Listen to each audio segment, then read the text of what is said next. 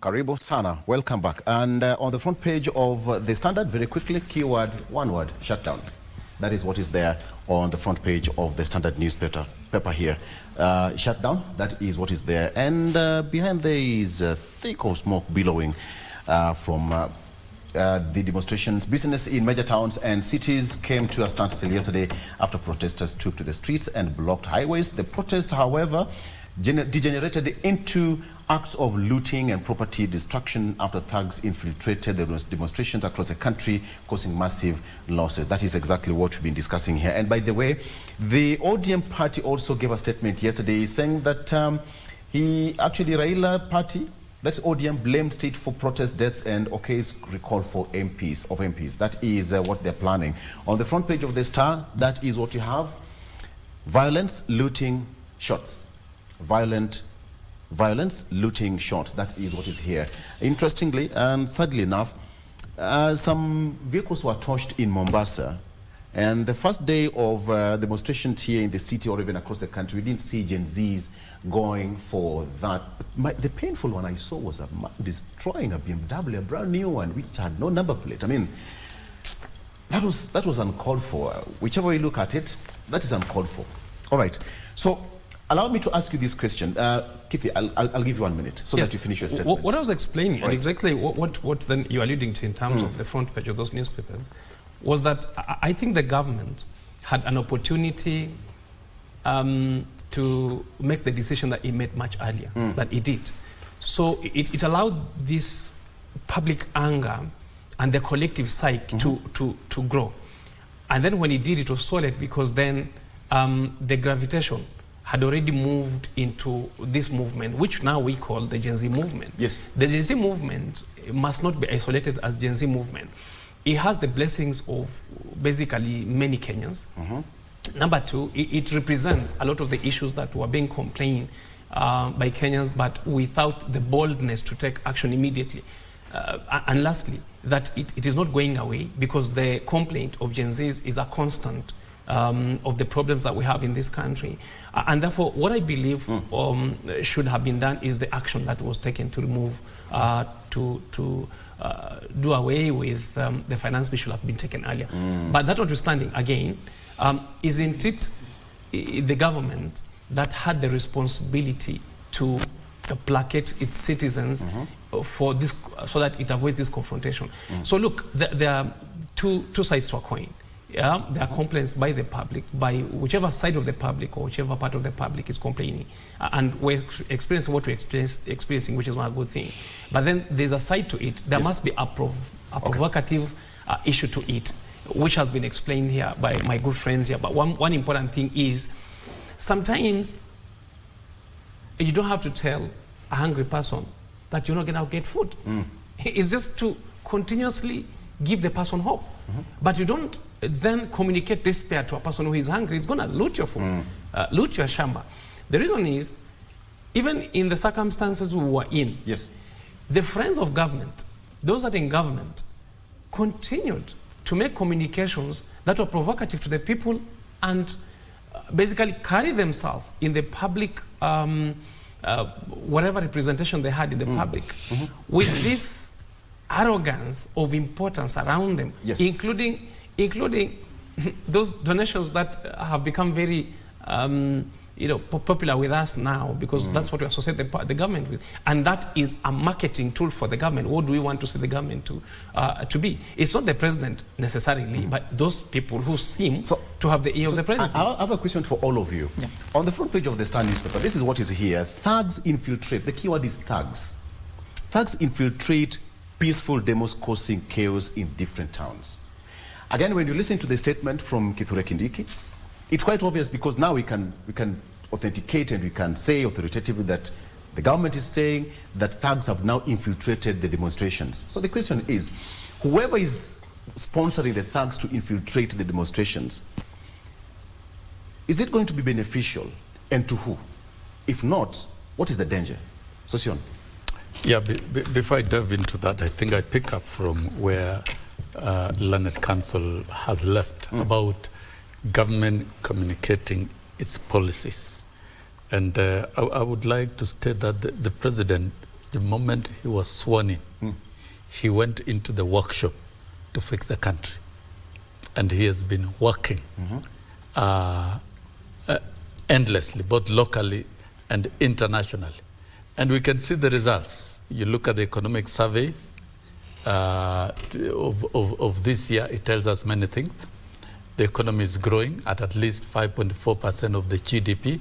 It's listed as one of the fastest growing economies in the world. The shilling against the dollar is stabilizing.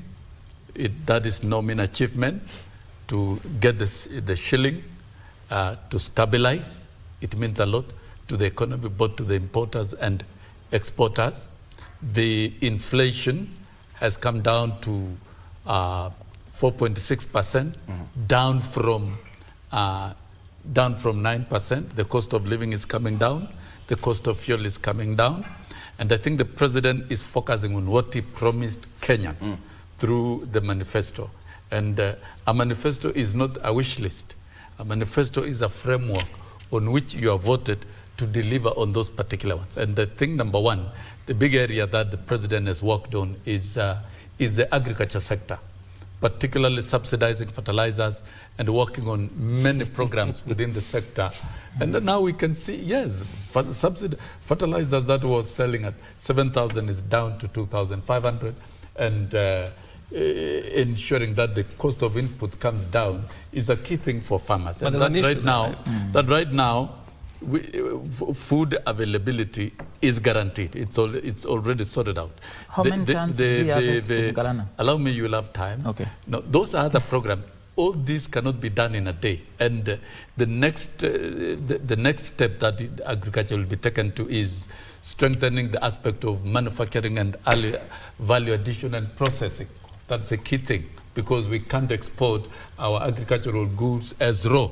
We must value add. If we have to give farmers reasonable guaranteed minimum returns, the strengthening of micro, small, medium enterprises, the strengthening of ICT, the digital superhighway, and the intention of the president to ensure that in every ward there is a digital hub for the youth that they can engage with the entire world. I think that is no mean investment, and we have seen the president open global and domestic connection. We've seen the reason why people are the digital savannah in concert, and even the virtual university. Those are key indicators. The housing and the reason why people are out in all this, I will have to ask you this. In all these actions, I must put my point across, Sossion. Yes. The reason why people are on the street is because their level of impatience so far. Whatever you are saying, the manifesto and what have you, we are almost 22 months down the line, and there are no. But you see, a fact is, Victor, right. Rome was not built in a day. Most of this, what the president promised within the pillars and within the framework, and he has made a lot of attempts to deliver, and the indicators of that being delivered, including a stabilizing economy and an economy that is becoming globally competitive. I think that is one thing to appreciate. The Gen Zs have come out to express themselves, and so peacefully. Their intention was to do it peacefully. But the political opportunists who would like to see the government fail have infiltrated these activities. And the intention is to make sure that this government, in its 5 years' life, does not deliver on its promises. Let me ask you this, what if, because government can use any tactic, what if it's a government tactic?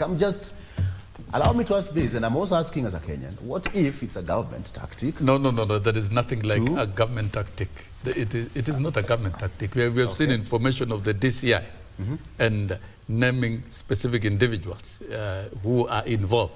So it is not a government tactic. And we have seen efforts. I stand corrected. It was not government tactic to fight the finance bill. I stand corrected. It was not. Maybe the question should have been... And we are not new in this country. We have seen one side, the opposition working very hard to make sure the finance bill does not go through, and that the government does not implement the major flagship programs, and there have been court cases injuncting and stopping programs across the several pillars, and so we can see a vicious attack on key programs that are beneficial to the economy. And so these collective war of sabotaging the government by certain quarters who would not want to see the government. Because if the government succeeds, and it will succeed in delivering the key pillars, then Kenyans will be satisfied. Because there will be a time, the report card of 2027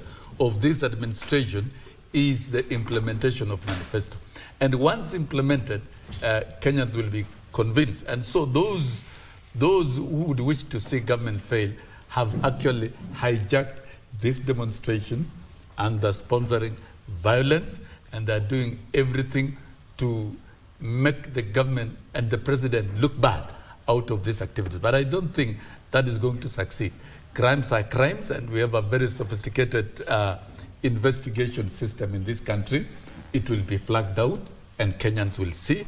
And so the Gen Zs should now move out of the street and engage the president directly. Give Allan time as well. Allan, you can pick it from there. Yes. To engage the Gen Zs in, Allan, pick it from there. In outlining what it intends. Thank you, Mheshimiwa. Rome was not built in one day, but we need communication. When have they put the stones? What are they doing, the perimeter wall? The problem we have today is, number one, communication. Good, you have said good statistics about inflation, about growth. But you see, we are dealing with the hustler, Mama Mboga. Somebody somewhere very far in Kitui South, where I come from. They need to see food on their table. That's very key. And therefore, something I've been asked here. Suppose it was the government, maybe, who did this. Well, the government don't want demonstration anyway. So maybe something can happen like that. And we really are in trouble. But I want to say one thing, and I agree with my brother here, that we need to be on the same table with this generation. The government needs to talk to the people of Kenya and tell them where we are. Number one, the government must learn to say sorry when they are on the wrong. Not sorry, but you know what? No. We need to tell the generation that we are sorry, something was a mess, and we want to bring you on the table. And I'm very happy that the president says, I'm ready to talk to the citizen, and especially the Generation Z.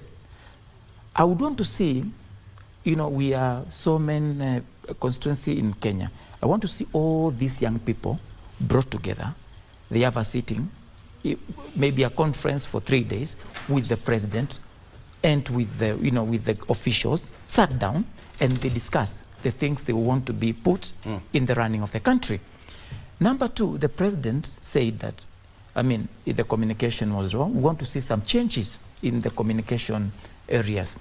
He also said the CS, he needs to remove these people, but I'm saying instead of them being removed, they are being added some salaries. Well, he didn't mention CS in particular. Oh, okay. I'm correct. I stand corrected. I stand correct. And then these are the things, and the people are not working. If you're not working, you need to be out. Allow other people to work. And we also want to see this Generation Z in the government. We want to see them as CS so that they can represent their people. And that's where the problem is. But don't you think that will be narrowing it down to, because a majority of people, almost 4-point-something million people are jobless. So if you pick only one person to represent a slot in the cabinet, that would not serve my kinsmen in Homa Bay County or, Kithi's kinsmen down in the coast. Just one person in a cabinet. What the Gen Z are talking about is they want jobs and they want everything that is so inclusive to all of them.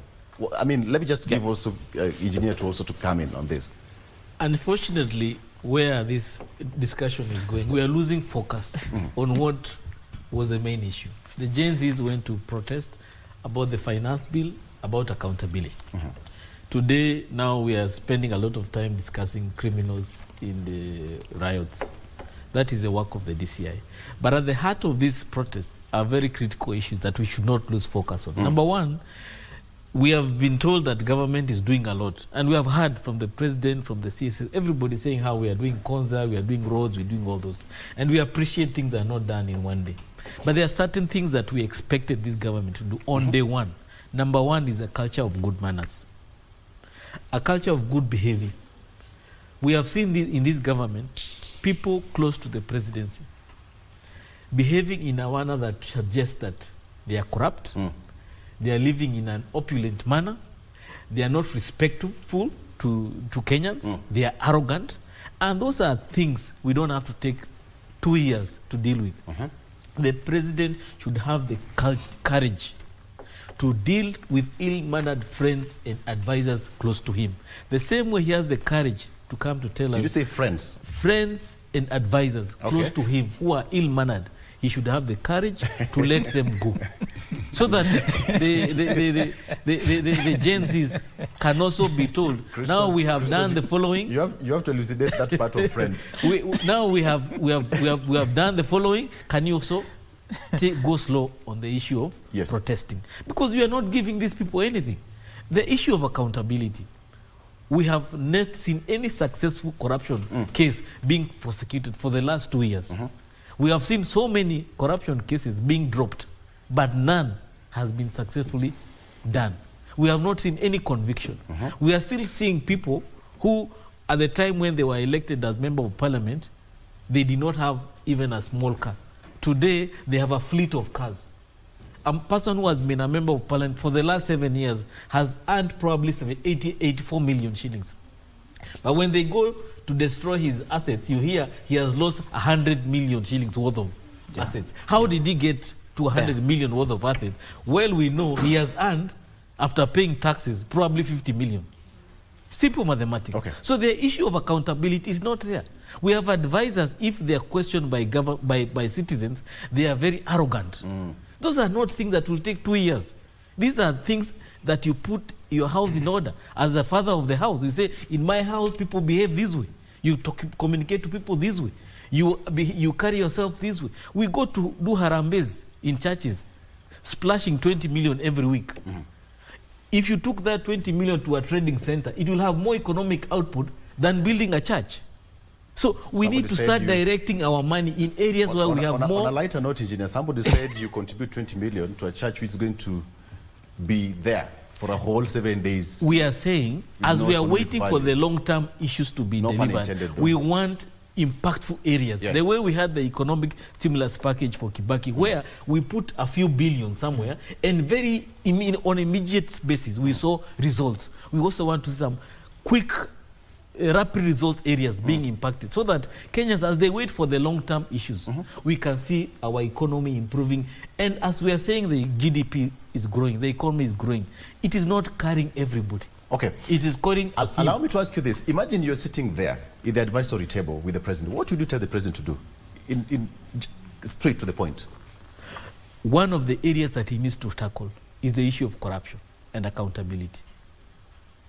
He needs to make sure that his government and people are confident with the government that is zero tolerance to corruption and is fully accountable to the people. I've not heard you talk about the friends. I want to change this topic very quickly because we'll be moving. I don't know why you ran away from that, but it's okay. I want us to move because Kitty is leaving for radio very shortly. But I want you also to get this point. We are enjoying a very good position internationally speaking. We have a very good name out there. And from what is happening, I want to ask you this question. How important is this protest to Kenya internationally? How important is it? I don't think there's a good that doesn't have a bad side and a bad that doesn't have a good side. It depends on how you look at it. I personally appreciate, coming from a legal background training and as a lawyer, that the right to picket it must be a constant to put to accountability those in officialdom. Secondly, I do think that that those that would have wanted to be in this space in Africa, that they would have wanted to pronounce themselves. There are countries in this Africa, in fact, some neighbors. If you pronounce yourself in the manner we are pronouncing ourselves here, or you demonstrate in the manner you are picketing out there, you will be non-existent. You will disappear. The reason is because of their background. We have expanded our democratic space such that we can have this debate. Young people, not even people with means, not people who can go out and defend themselves out there who have money. No, young people who have voiced themselves in a space that has been created over time. So this is very good.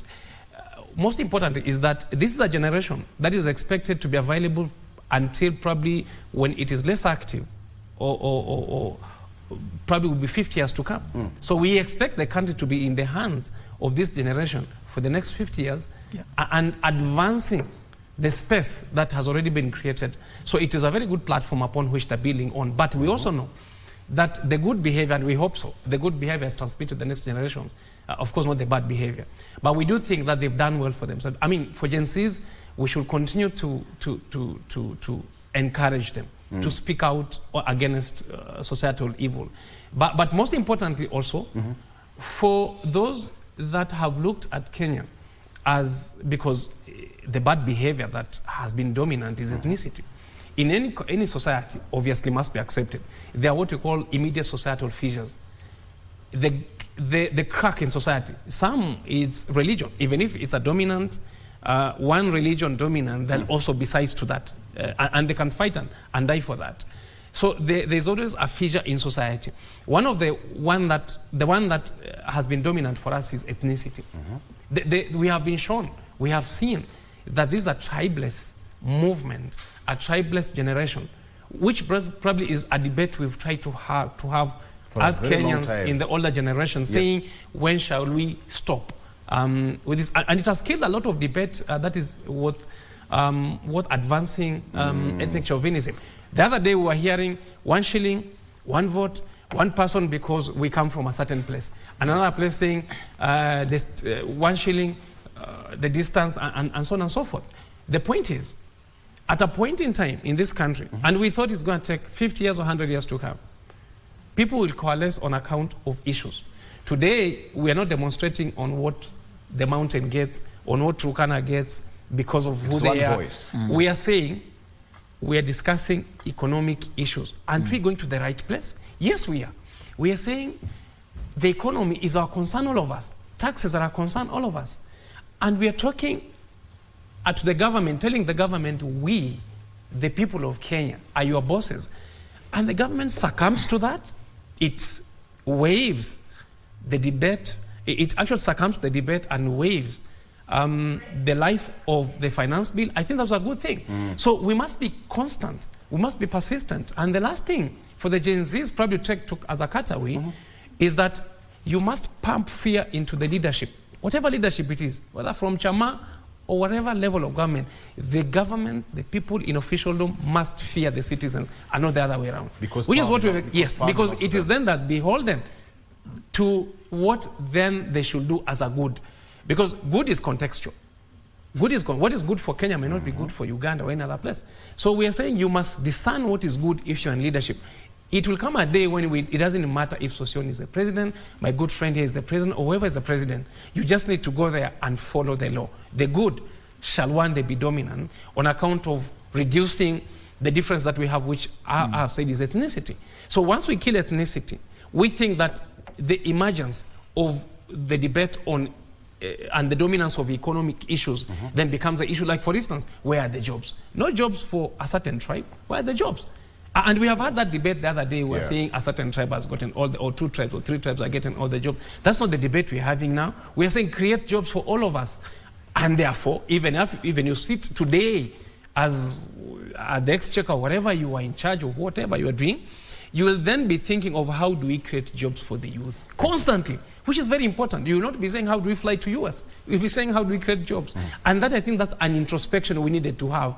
But it was not going to be easy. It was going to take the hard way, and this is the hard way that we're experiencing now. Thank you. I do think internationally, therefore, and even municipally or domestically, it is something, it's a revolution that is very silent. It didn't have to come in extra violent means. We have seen the extrajudicial means that have been used in some instances. But I think if you look at it holistically, it is a good thing for the country and the standing. So that is how important this protest is for Kenya. Yes. Thank you. Let's take a break. I'm going to release you because he's going to our sister stations. You can also catch the discussion which is going to be transmitted on the other side of radio. Thank you so much, Wakili. Asante sana. But I'm still remaining with these 3 brilliant brains here. We are going to delve into that. He's just broken the ice. So from there, we are going to pick it. Asante sana. Thank you. Let's take a break. We'll be right back. Stay with us.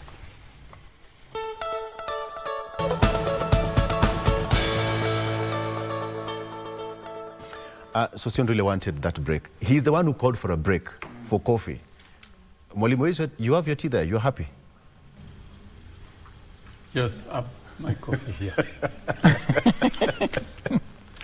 I'm now back to my full senses. You're Yes, back. yes. Welcome back.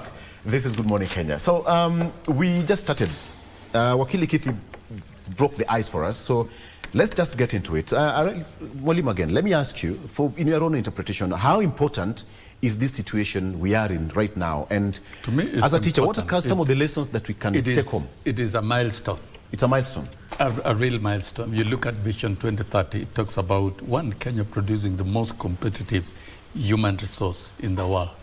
It is in these Gen Zs. It talks of our politics being issue-based. The Gen Zs have pioneered because it's a tribeless, it's an homogeneous entity.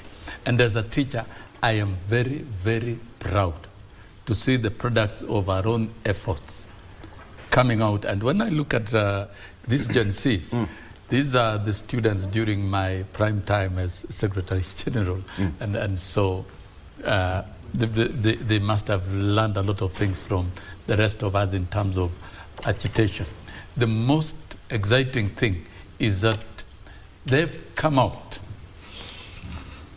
and they've become a strong voice above the voices that have existed before, and to point out on specific issues, particularly at the economic front.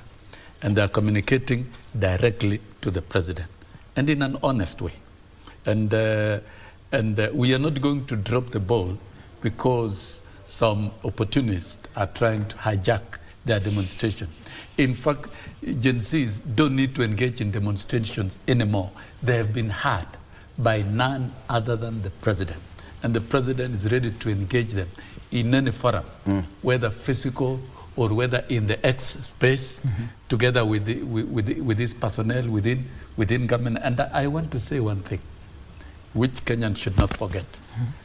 The president received a lot of support and votes from the youth of this country in the election, because he made a passionate commitment of creating jobs for the young Kenyans, both locally and internationally. And that's why we even have a State Department of Diaspora Affairs, because it's about negotiating for opportunities out of the country. But I think now more than ever before, these Gen Zs will engage the president very directly and will engage government, and their views in terms of recovery of the economy will count. It will count a lot. When you see the president withdrawing a finance bill and taking a bold step to listen to these young Kenyans, that is no mean recognition. And I think the Gen Zs should be very proud that they have a president who has listened to them, and he has sacrificed to withdraw a finance bill. That means a gap of 200 billion shillings. And if their views are going to make this country better, so be it. And I've said before, the president believes in empowering the younger generation. And he has been mentoring young leaders. And mentoring a whole generation of Gen Zs, coming out tribeless, completely tribeless, and speaking out on specific issues that makes sense, is a great thing that can happen in this country. And it is only a very unreasonable leader who can ignore them. And I'm happy the passion that the president has taken about it, and all of us within the Kenya Kwanza framework and administration and government, we support the actions of the president towards now engaging the Gen Zs and other Kenyans in a more orderly and civil way, and in a way that is not public relations, but in a way that their views count. Thank you. And their views will be implemented. And the president has pronounced himself. I've seen tomorrow he will be on the X space with the Gen Zs. And the president has said, I'm available for them, whether to meet them physically or to engage them in the X space. And it is not for public relations. It is for transforming the country. So I'm telling Gen Zs from this show that now they have the biggest and the greatest opportunity to transform this country by engaging with the president directly and with the government, and their opinions will count. Issues such as corruption and wastage in government have come out very strongly, and the president is clear. He's taken action, and he has pointed out areas where budget cuts will be executed, and therefore the other aspect of completely fighting corruption. I've seen many Kenyans saying, hey, if we reduce corruption, why are we talking about reducing corruption? Why can't we talk about eliminating corruption completely so that we have, our economy is very resilient and very strong? If we eliminated corruption completely, there will be prosperity and plenty for all. Very well. And there will be jobs for everyone, both in government I like the way you're putting it. But as a nation, thank you, Mr. Sossion, but I like it the way you're putting it. Allan, when you look at the entire situation, and we all agree, when you go on the street, no Gen Z, you won't even tell who is a Gen Z, who is a Gen Z and who is not, and who is tribe X, tribe Y, because they speak the same language. Yeah. Their English is good, their communication is okay. You would even pick which dialect is that. They came as a standard protester. Actually, you would even pick. So we teachers did a good job. You did a good job. So maybe to mention is Gen Z is everybody. How important is this? That is very important for us. As Kenya. Number one, right. All the other generation were not able to communicate to the president direct, because there were layers of leaders, bureaucracy. You have to pass through here to get the presidents. But this group decided to go to the streets and say, we must talk to the president himself. So important number one is communication. They are going to get a hearing from the president, like now he's going to speak to them. But what I'm saying from the side of the government, they must be specific, they must speak the truth. If there was a mistake, they must say, we are sorry. And this is what we are going to do.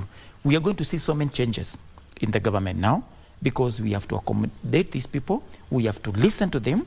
And maybe what I can say to Gen Z, since now the government has given them a hearing, maybe it's time to think about suspending the protest and give dialogue a chance. However, my friend here said, we've been having so many dialogues, but I'm thinking this one is direct to the president, and this one is going to be successful. So it's a very important exercise that we're having, and because we're hearing their goons, their bad people have come in, it's time. We don't want to lose lives. It's time maybe they look at it and they give tomorrow communication with the president a chance, and let's see what comes from there. Again, the president has committed, and I want to see the protocol on corruption. What are these steps are going to be done? My brother mentioned there's been so many cases on corruption for 2 years. Nothing has ever been done. We don't see people going to jail because of this. We want to see people, their property, taken by government because of corruption.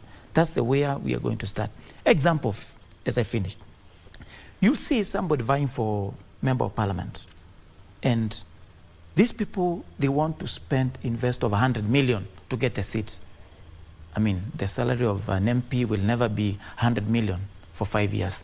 So it means you will just be stealing from us. So these are some of the things which must be fixed. Which must be fixed. Crispus, I'm listening to you, all of you, and I must appreciate that your input is quite insightful. But then, Kenya is a strong democracy. Yeah. And Kenya is a strong economy, globally speaking. We just had an international podium in the White House the other day. I mean, that is something we cannot take for granted. But how is this protest and what we are seeing currently in the last 3 weeks affecting our influence globally? Kenya, even as you also respond to that question of how important is this, the situation we are in right now? This situation is very important, not just for us, but for the region and for Africa as a continent, because we have demonstrated that there is a young generation out there that countries such as Kenya can rely on in times of desperation. If you go to the social media spaces today, Tanzanians, Ugandans, Nigerians are saying Kenyans are men of courage because they have done something many of us would not have imagined. So therefore, there is a sense of hope that has come from Kenya in terms of agitating for the rights of the people.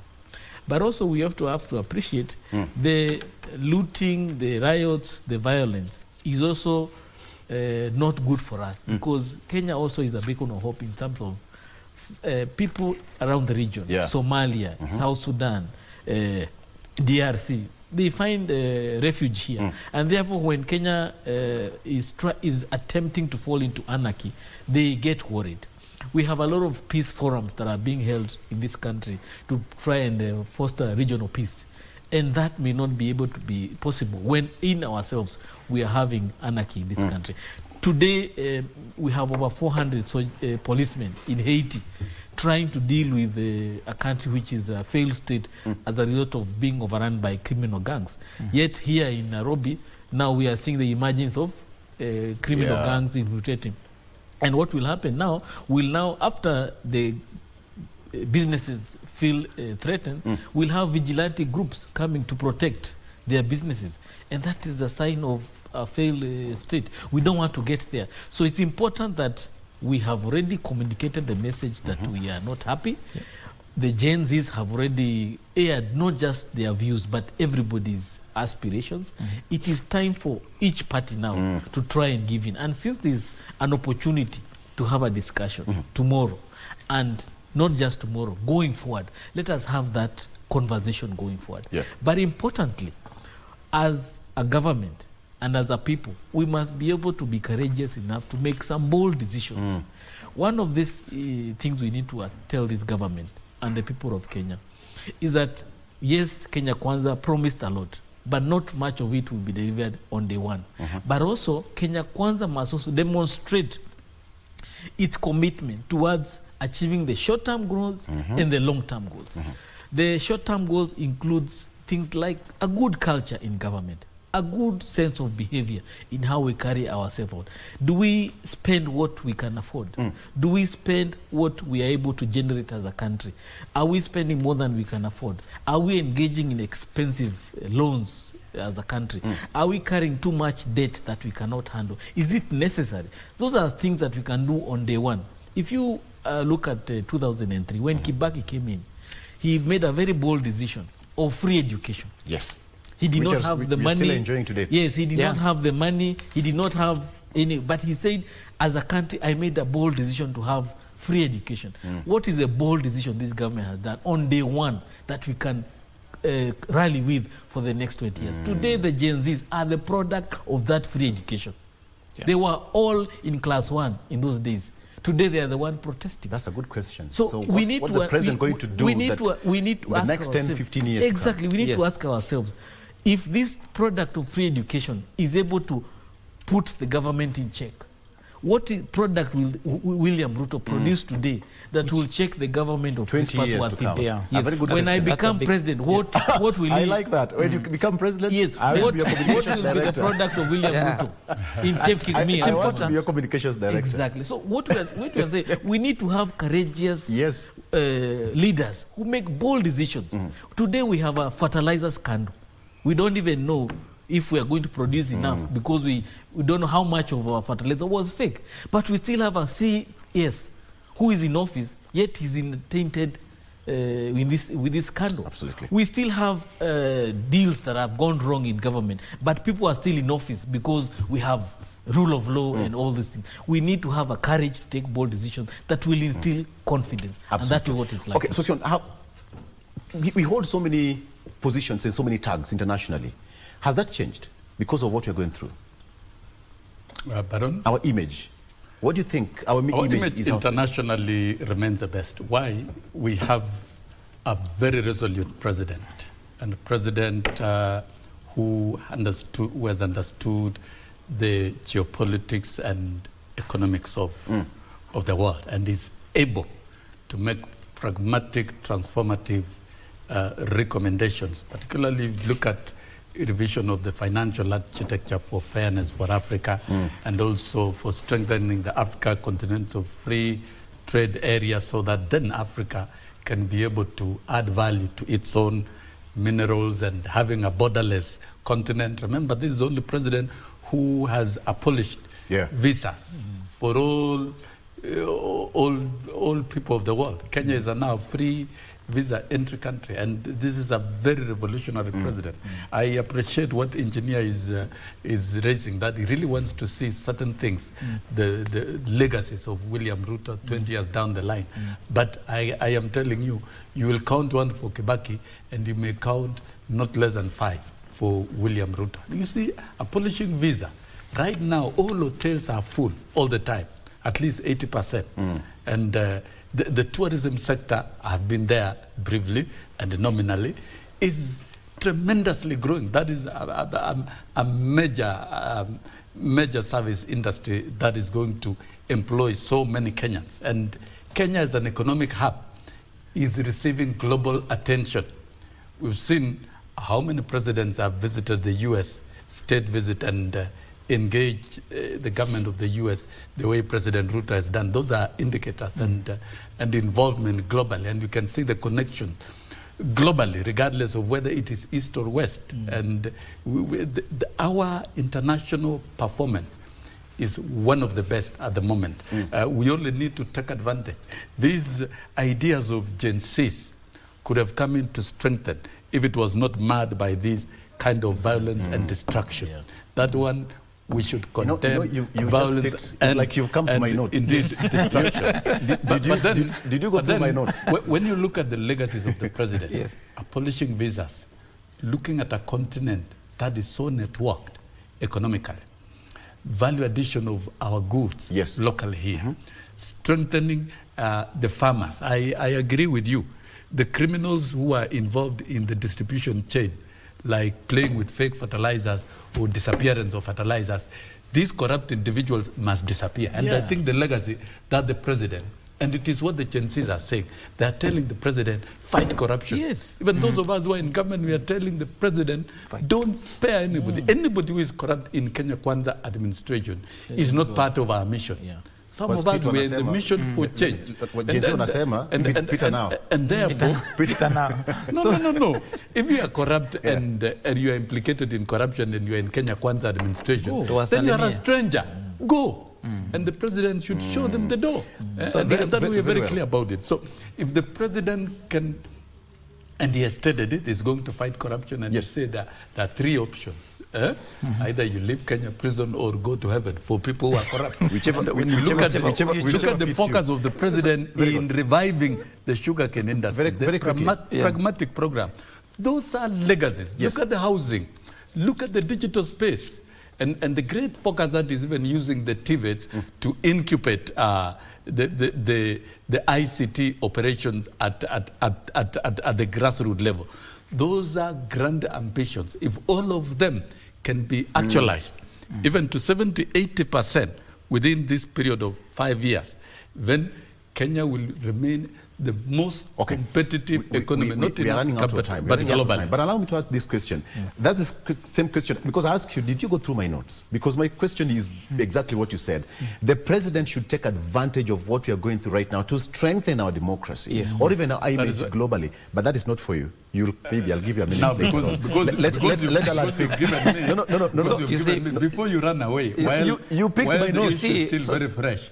So the Gen Z agenda is now an opportunity for the president to stamp his authority. Kindly, Sossion. Actually, and strengthen the transformation of the country. Mheshimiwa Sossion is the one who has taught the Gen Zs in class. So you give us the secret. Now you do that. I mean, so whether he was a good teacher or not, coming to that, gauge him. Coming to that, it is very important that even you can see the CSS and the president has not made these trips in the last 3 weeks. This is the importance of this Gen Z demonstration. So I think he has gone back to the drawing board to put things in order and see where things were not working. And definitely I'm expecting a change. For me, I'm expecting a change. I know Gen Z have been asking for so many things, or so and so to go, so and so to go, but I think we are not yet there. The most important and critical thing that we need now is communication from the government. KK is known to speak good things. Future, they are preachers, you know, we will do this, we will do this one, we will put this aside. But very important today, we are looking at facts. What has been delivered? What has been delivered? The housing levy, which we are giving. How many houses are there? Who is going to be the beneficiaries? Not the friends, in quotes, you mentioned the friends. We want to see Mama Mboga getting a house, making sure, you know, she's comfortable, she can feed the family. We want to see these jobs come up. You know, the president has done over 60 trips to other countries. We want to see records. Okay, where did we go to Finland, for example? What did we gain there? And what are the timelines? Who is following up this? So that Kenyans can see, really, these trips are working. Now, you talked about the international, you know, face of Kenya. I think we have gone 3 steps back, because the other day I saw, you know, a certain parliament in one of the African countries saying, if we don't pass correct, you know, laws in the government, then we'll be beaten by citizens like Kenya. So definitely that is not good for our country. So what I'm looking at is, going forward, let us be factual. We cannot keep on campaigning. We cannot keep on preaching, you know, good things that will be done. Let's first say, this is what we have delivered. Okay. When you look at that, again, engineer, based on what you're also going to answer the same question. So how can the president also take advantage, you know, of the situation, perhaps to strengthen the democracy that we are enjoying right now, the space of freedom? Article 37 is open to all of us, that people are enjoying right now. Power belongs to the people, Article 1 and all that. But how can the president now ride on what is happening today and come out of it even stronger? But most importantly, Kenya to come out of this stronger, regionally and globally. One of the things that has been tested from these protests is the fact that institutions are not independent. And one institution that have proved not independent is Parliament. Because from the words of the Deputy President, he said the MPs were told to toe the party line in terms of supporting the finance bill. Therefore, there seems to be an extension of the executive influence over Parliament. Yet Parliament's responsibility is to oversight. Oversight means whatever the executive proposes, we should be able to check, say yes or no, or make some amendments here and there. And therefore, for Kenyans not to have been heard by their representatives, it is a sign that the democracy that we celebrate as Kenya is a mirage, because we elect people in a free and fair election, send them to represent us, but when they go to Parliament or to the county assemblies or Senate, they don't appear to represent us. They either represent themselves or the executive or the party. And therefore, we need to ask ourselves, out of this conversation that we are having here, what kind of democracy are we going to build on? So that if I am elected with UDA and my people don't agree with the position of UDA, should I disagree with UDA or should I agree with my people? Those are very important issues we need to interrogate, so that when members of Parliament go to vote or make decisions in the House of Parliament, they are able to have that independence to make an independent decision based on the people they represent. Yes. If, for example, a majority had said no to this bill, if the majority could have listened to the views of Kenyans, we would not have been here.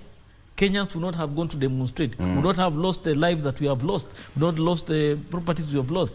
But the fact that our democracy was infiltrated also by the influence of the executive or the party that the majority party or the majority coalition is an organization which is run by an individual, not the people, is a sign that our democracy still requires some areas of improvement, and that's very important for us. That's very important. Yeah. I only have 2 minutes to wrap it up. Sossion, moving forward. When you talk about parliamentary democracy, and is what Kenyans should understand. And this is going to be your closing remark, kindly. Yes, parliamentary democracy. There is what we call, there are moments of collective responsibility, because all members of parliament are sponsored by a political party, unless you are independent. When you are independent, you can exercise that independence. But there are moments when you must conform to the collective position of the party, whether that party is in power or is in the opposition. Yes. So it's not a new thing, and we have seen ODM threatening to recall those members who did not comply because you sit in parliament sponsored by a political party, and so in as much as you are bound by the wishes of your people, you're also bound by the sponsoring political party.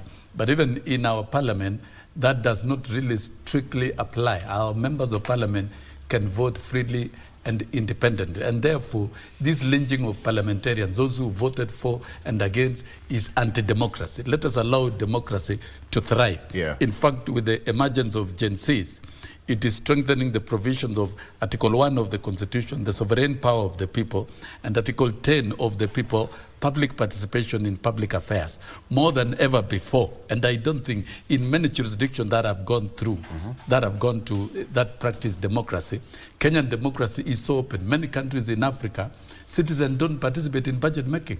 But look here in Kenya, we are not only discussing the budget, the appropriation bill, we are also discussing the finance bill, that is the revenue collection, and the citizens can actually stop a bill using their power, which is good for democracy. And that is not a negative image, it is progress. Okay. If people can exercise their sovereign power and can tell the president in authority that please resign this bill, and the president can listen and withdraw the bill, it's a good thing. And once the president has withdrawn the bill, it opens a chapter of further conversations. And I can tell you, the next finance bill will be well thought out, well supported, meticulously understood. So we might even come up with a stronger finance bill we have that learned, is going to... Yes. Meaning we've learned a lesson. Yep. We learn lessons in Sossion, democracy. Thank you so and much. And every day is a learning moment. Thank you so much. And every minute is a learning moment for everyone. You're a teacher. That's why we have to finish at that point. Every day is a learning lesson. Yes. We are in class. Yeah. Indeed. You need to go back to class. Learning goes on until the last day of your life. Wilson And Sossion, everybody thank you lies. so much. Former NAT Secretary General and former nominated Member of Parliament, as well as he's a teacher. So we've been in class without school fees. But tutakuona hapo kando. Free education. We give out now, free. Asante. Allan, asante sana for coming. Allan is also a development governance and policy expert, as well as Crispus Wathimba, who is also a governance expert as well. Thank you so much. And George Kithome, asante sana for coming to the show on your behalf. I want to leave you with a quote. Peace cannot exist without justice. Justice cannot exist without fairness. And fairness cannot also exist without development. Development cannot exist without democracy. And democracy cannot exist without respect for the identity and worth of cultures and people. I'm Victor Oloo. Have a good morning. Bye-bye.